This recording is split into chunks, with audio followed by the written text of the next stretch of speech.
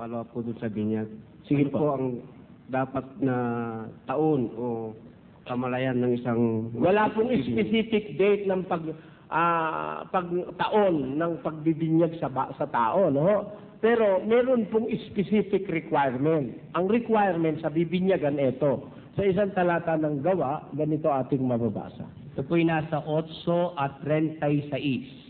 At sa pagpapatuloy sa daan, ay nagsidating sila sa dakong may tubig. At At sinabi, sinabi ng bating, narito ang tubig. Ano ang nakakahadlang upang ako'y mabautismuhan? magkasama po si Evangelist Felipe o Evangelist Philip at saka yung eunuch on their way to Ethiopia from Jerusalem.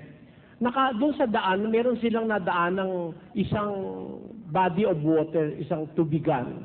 Sabi nung eunuch, eto na yung tubig, oh. Ano pa nakakahadlang para bautismuhan mo ako? Ano ang sagot ni Felipe doon sa eunuch?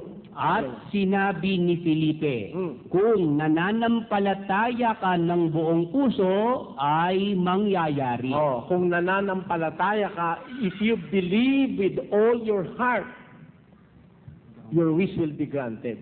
You will be baptized. Therefore, the only requirement for baptism is believe with all your heart. Hindi kinakailangan ng age. Ano? Ngayon, why do we not baptize infants? Because they cannot believe. Believing comes from hearing, and hearing by the word of God. That is Romans chapter 10, verse 17. For a person to believe, he must hear the word of God.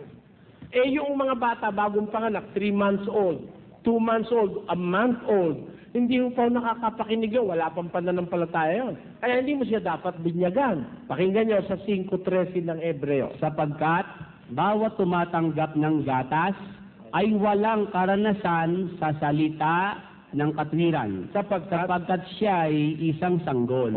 Pagka tumatanggap ng gatas, wala pang malay sa katwiran dahil sanggol pa. Ba't mo bibinyagan yon? Mali yun. Ang kailangan ng bibinyagan, yung sumasampalataya. And for you to have faith, you have to listen first to the Word of God.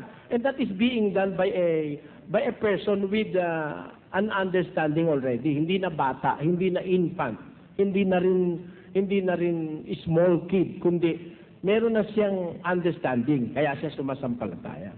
Yun po. Maraming salamat. Salamat din po. You're welcome.